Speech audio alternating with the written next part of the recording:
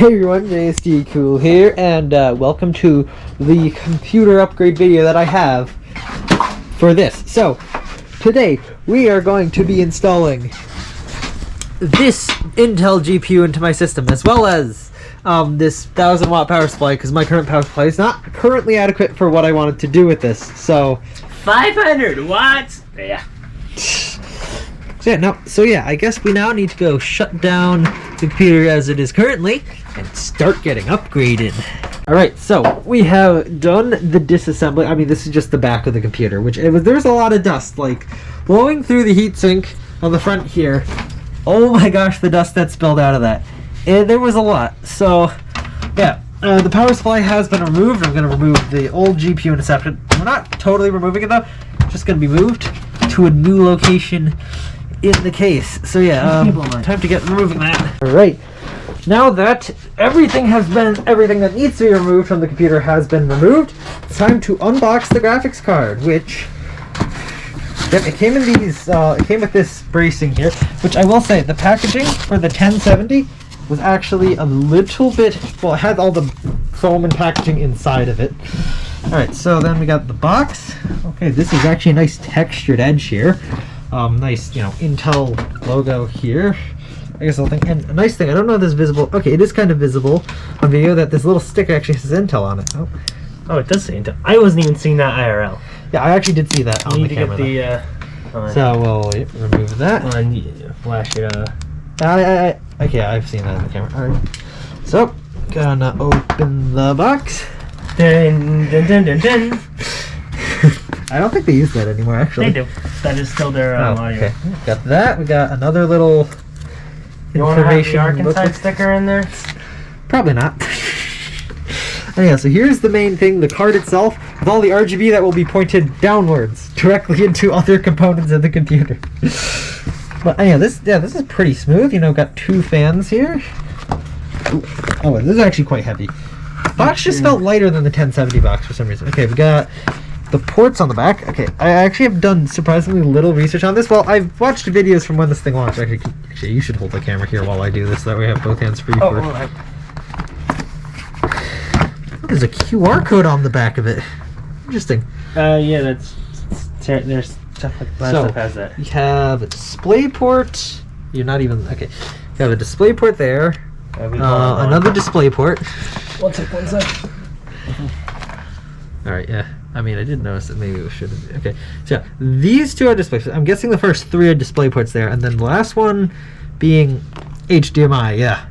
So pretty standard 3 display ports, one HDMI port. On the back of the card here, obviously we got the nice backplate. This is, interesting way that's up here. I mean, this is probably what you've partially seen. I think this is actually how they've actually shown the card on the Newegg listing, is actually with the back of the card. It's, you know, a nice backplate and all. I think I got the 8+6 pin power connector there. What is this? Huh. A little header or something. Interesting. No idea what that header could be for, but there's a little header on the top of the card here. Little header, hold on. I did close it up. And then, you know, pretty standard graphic card stuff. PCI slot protector. Oh, wow. Oh, well, that's just plastic, yeah. And then, ooh, what's this? Well, something. A USB cable, for that header. Something that connects to that. Oh, yeah, it connects to that. Wait, is this for the RGB? Is that how the RGB works on this? We'll have to read up on one of these things for that. I mean, I think I probably just need that in general for. Gotta go. There we go. I can't actually tell if I'm in the slot. Yeah, I have to like crimp the image at some points if you use it. Yeah, that's fine. Oh, you're not in the slot. Oh, that's in the slot. All right. Now screwdriver and screw. I forget which one you put in first. I think it's the top. I don't know. Guess hold up. We'll give you the bottom one. All right, the card has been installed. The USB card that I have in here ain't doing any justice there. So, is this the right direction? I don't know which direction's up. Yeah, one way will fit, one way will not. Boo, boo, boo, boo. This is a very weird cable that Intel has. Apparently this is for RGB. Apparently that's in. Okay. I mean, okay, push it. Maybe that's not the right way. There you go. All right, now that's it. That cable is incredibly long, but okay. Yeah, we're gonna have another GPU going right here in a second. That actually looks good for now. Now let's go install. The other GPU? Yeah, let's go reinstall the other GPU. All right, so Actually, how does that look? I mean, actually, just go with the full thing and we'll just do it. All right, old GPU has been reinserted into the bottom slot for the computer here. And despite the fact that this screw does not want to go in straight, the GPU seems like it ain't going anywhere, so we're not going to worry about that. So yeah, now time for the new power supply. All right, now time to unbox this 1000-watt power supply that I also got. Because my current power, actually, with the rated TDP of the 1070, the A770, and my CPU, I think it was like 20 watts away from the limit of my current power supply. Even though it recommends that you have a 600 watt right on Intel's page. Well, yeah. So, I was dangerously close to that limit, and probably USB devices, not even considering the chipset, could Or the hard drive. or the hard drive, yeah, could really overload that. So, yeah. Also, fun thing about this. Okay. Fun thing about this is it's modular, fully modular, so that Unlike the last one, which is non-modular. which is not modular, so you just have that mess cables. Should help a lot with cable management. So I think. Look at that clean, dust-free power supply. Look at that P, which no one's ever gonna see. Faces down. It's a metal grate. Metal grate. Obviously, we got power switch. Components look high quality enough. Got whatever the heck this stuff is. Ratings. Oh yeah, power ratings. 100 to 240 volt VAC. 80 plus gold stuff, made in China. All the standard stuff. It's not a brand I've ever heard of, but at the same time, it looks. Probably haven't heard of many power supply brands. And it's not one of the bigger reputable ones. Do not use modular cables from other power supplies. I don't know why they have that. Yeah. Considering you can, they literally Like, there's like what power. is it? You can buy cable mod cables. Infinite Cables is the company that just makes like perfect, like custom, perfectly sized cables. Also, so this Cable text Mod? is like this. Cable Mod, that's it. Yeah. Infinite Cables is another company, but Cable mod's the one that LTT. yeah. And then there's like the text here is that one way, but the text for all this is the other way. Also, there's these two of these PCI connectors here for CPU. Oh, those are CPU. That's why they're blue. I was like, why are there two of these blue? Yeah, they're gonna be specifically for CPU. These are SATA/IDE here, and I think Molex would probably also go for these, and of course the normal 24-pin connector. So let's get this thing installed in my case. In my case. That should be good. You just gotta screw it in the back. There it is. Okay, now that's good. Now we need to screw it in. So probably do that off camera. All right, power supply has been installed, and yeah, I don't. The way ATX power supplies have their screw holes makes no sense. But anyway, all right, power supply cables to the power supply and to all the various stuff has been installed. So in theory, that should be upgrades complete, and we just need to throw all the rest of the stuff back together. Back panel on. Just cover up all that terrible cable management, and then actually, get on the computer and see how things are. All right then. So everything's put back together. We actually did find out that we had a second cable, another PCI cable that we could actually use for the ARC card here, so that it didn't use the same power cable. Anyhow, I have to turn on this power supply. Brand new power supply. Switch isn't off. Okay. Motherboard RGB's on. That lights up like a Christmas tree. Holy. We'll see who gets display first, because there are now two graphics in here. Got the okay. Both these got a signal. Whoa. It did detect the right graphics card to go first. That is a much nicer looking than the GTX card. Yeah. Alright, so this is actually the one I took out for my third monitor. Oh, okay. Yeah, Jared Equals obsessed with plugging all the extra ports on the graphics card with the various plug things. All right, into Windows. Okay, Oh, okay, that took a bit. Monitor's going. It took a second for that to go up. This is now going up here. Moving programs between monitors. I'm getting a notification that my phone is connected. Okay. Okay, the monitor's the other way. God damn. Mouse, turn down the freaking DPI. This new mouse. It doesn't store DPI on the mouse. It's a program on the computer. I gotta go. Is that program running on startup? Apparently yes. So identify? Identify. That's 1 for some reason, even though that's plugged into the bottom GPU, and this is 2. So it does rightly detect that 2 here is my main display, though. So if we apply, and we still identify it. Yep. Okay. Double check. Yeah, makes sense. I mean, duh, they're different already. All right. Oh, also, you put them as level? Yeah, I mean, don't worry about it. Don't worry about it. First of all, this is not loading, and that just popped up on the other display. I want this on this display. Okay, I'm just gonna rant about something right here right now. This is a 1.2 gigabyte download for their drivers. It's saying 2 minutes left here, and we're like 75% of the way done by the looks of things. But here's the thing. If I go over to Task Manager, which is not yet showing the Intel GPU in this list, you will see that my network connection is currently downloading at roughly 20 megabytes, 30 megabytes per second, sorry. I have like 300 megabytes total internet. And this 1.2 gigabyte file is is taking like 5 minutes to download. Intel, what are you doing? Why are your download servers so freaking terrible? Alright, so actually, I just realized that I also want to, before I actually do games, I actually want to get stuff with OBS done. Because I don't know if it actually supports Intel's AV1 encoder. Not to mention I don't know if it supports, if my editing software supports AV1 encoding yet. And I know YouTube doesn't, so I'm probably going to continue using the 1070 in here for encoding and decoding until AV1 becomes more widely supported. So, that would be output encoder. Yeah. Our only that's streaming actually. Streaming I would only be, okay, let's see. Our options, yeah, we got NVENC H.264, STAV1, AV1, but yeah, it does not, I mean, either one of these might be Intel's encoder. I actually don't know which one of these is.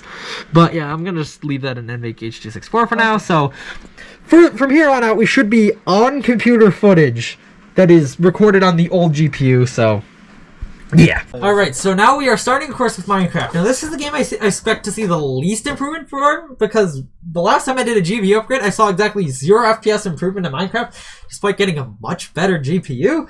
So, I didn't check my FPS before, but I am getting a solid 60 FPS now, which is quite surprising. I don't think I was getting that beforehand, but yeah, that's solidly at 60. Where's your flash? Of course, the, sodium stuff is behind Mini HUD. Okay, we'll turn Mini HUD off. Okay. Alright, so I've got the sodium overlay on now, and that is, yeah, that's just solid 60 across the board. I know I'm limited to 60 FPS, so actually, if I went in video settings and general, test how it does. max frame rate is actually set to unlimited right now.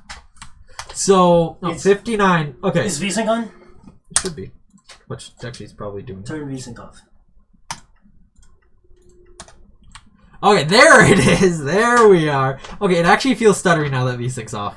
And that's weird. But yeah. Now we're getting the max of 2... Whoa, okay, these are some wild frame rates that I don't think I've ever actually experienced before. Minecraft is, of course, well, it doesn't really use any normal graphics API. I don't exactly remember what it uses. I know it's like a custom rendering engine and all, but yeah. Yeah, that's like minimum 300 to 200 FPS. Oh, 100 FPS now we're getting into my bases area. Yeah, I'm gonna turn VSync back on just because that actually does make it better, but that's a solid 60 across the board with VSync on. Oh, those numbers, okay, the max is not gonna change now because I've been, the average is slowly coming down though, because its buffer is running out, I guess. But yeah, this is incredibly good. So Minecraft as a first test, that is actually an improvement, although I wasn't monitoring my FPS before, so I'm assuming it's an improvement. So, we're in Transport Fever 2, a game that I did kind of want to benchmark this against. And I actually think I am getting better frame rates now, actually, though. 30, although this is kind of back around where it was what I recorded it being, but out here we are getting slightly better frame rates. However, I don't think this test is valid, as by the looks of things in Task Manager, it's still using my NVIDIA GPU for rendering this, as the VRAM and the NVIDIA GPU was full, and I saw it going up while the game was loading. And basically nothing on the ARC is full. So I'm going to look up if I can tell this thing to use a specific GPU, but it just kind of automatically used my NVIDIA GPU. So that's interesting. All right, so now you've joined. Okay, Transport Fever wasn't playing ball, so you've joined me now. You joined me now in Scrap Mechanic with a very laggy creation. Now I expect this to actually be very CPU bound and not much to a GPU, but still low frame rates abound. And I am the encoding is on a completely separate GPU from what's actually rendering right now. So in theory, the recording should have no effect other than CPU, I guess, on the frame rate that I'm going to get. I'm currently getting 60 FPS, as you can potentially see in the corner there. So now, do you have it recording overlays? Yes. I mean, I can see it literally in OBS right here. Anyhow, kick it on. Check it out now. Oh, okay, no improvement here. And though again, I did not expect an improvement from what, 10 FPS? Yeah, 10 FPS. 10 into 11 FPS. I think it was like 9 to 10. Maybe I got 1 FPS out of that. I doubt. I highly doubt that. Okay, so that was the first test. Again, not surprised that that didn't do shit for this. It actually takes a while for the physics to go to sleep on that. Because, yeah, it is physics that does that, and not actually my GPU. It's just physics. Okay, there's my frame rate back. Alright. Now we're getting a sizable distance away from that to the office drop, as I think they called it. Which is taking this Hover City office by Con and just dropping it off the lift, and then seeing what the frame rate is when I drop it. And it does drop. 12, which I think is exactly what I recorded. 17 before. Okay, so I dropped. Okay, there's a high degree of randomness in Scrap Mechanic physics, so I'm thinking that's probably to blame here as well. 15 that time, so yeah.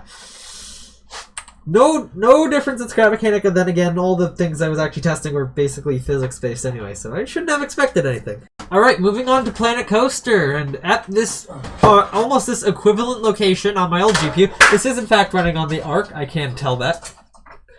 I was getting 13 FPS, and I'm getting 13 FPS. Okay, so no improvement here, but... No loss either. No loss either. I think this is also more down to CPU-based stuff, because Planet Coaster... Planet Coaster is just a... Generally, I believe Planet Coaster is just a whole system hog anyway, so... Do you have subtitles on there? That is not to be concerned with. Alright, guys, welcome to the next park, which I swear used to be challenging to run, but I got basically 30 FPS. 29 was the actual lowest that I saw in FPS while riding this coaster here, so we'll ride this coaster here and see what I get in terms of frame rate. 29. So I don't think there's going to be much difference here either, though, so... Again, mostly CPU-based, probably. I don't play many GPU-based games, which is interesting. But hey, I actually did see it so far. I did see a potential improvement to Minecraft, so there's that. I have to check out old Coolcraft Worlds potentially, but yeah. And then there's the rest of the park, which is 30. Time 29 for a second, but it's been on the above 30 ever since. Yeah. Maybe a slight improvement, because I swear it did drop down to 29 around here before.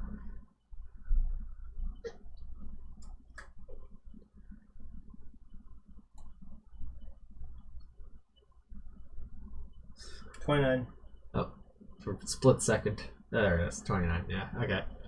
Alright, so it's hit 29 FPS at least once or twice here. Thrice. At least a few times. It's hit 29 FPS a few times, although I think it has been slightly better about this. So, Planet Coaster, again, not too affected by GPU all that much. It's mostly CPU, I guess. So, once again, I will say that this game, not affected, but at least it's actually running on ARC. Unlike Transport Fever. Gosh. Welcome to Airport CEO. This is actually, I think, the only game that I have, or one of the only games I have, that actually uses DirectX 12. That he plays. At least that I play. Occasionally. I haven't actually played this in years, but it's on my computer. So actually, I just want to quickly go to gameplay settings and make sure that the passenger fill rate is jacked up here. So, 30 FPS there. Alright, we're at, nope. Alright, let's max speed this and see what my average frame rate is. Okay, before I was getting 22 FPS on this, and hey, I'm actually doing closer to 30. Until the game freezes for a second, I've dropped back down. But I think that freezes an autosave. Oh yeah, it could be an autosave. Actually, it didn't say out of 6. But anyhow, 26, 29. Okay, I was getting a solid, like, 22 before. And this is all a little all over the place, but, you know, that's how games be sometimes. So... That's how ye be. Generally, though, the frame rates are higher. So, yes, I will say... ARK did slightly improve my experience in this one airport and airport CEO that I had to test. So there you go, guys. ARK, it works. ARK. The on-computer portions of this video were recorded on a GTX 1070.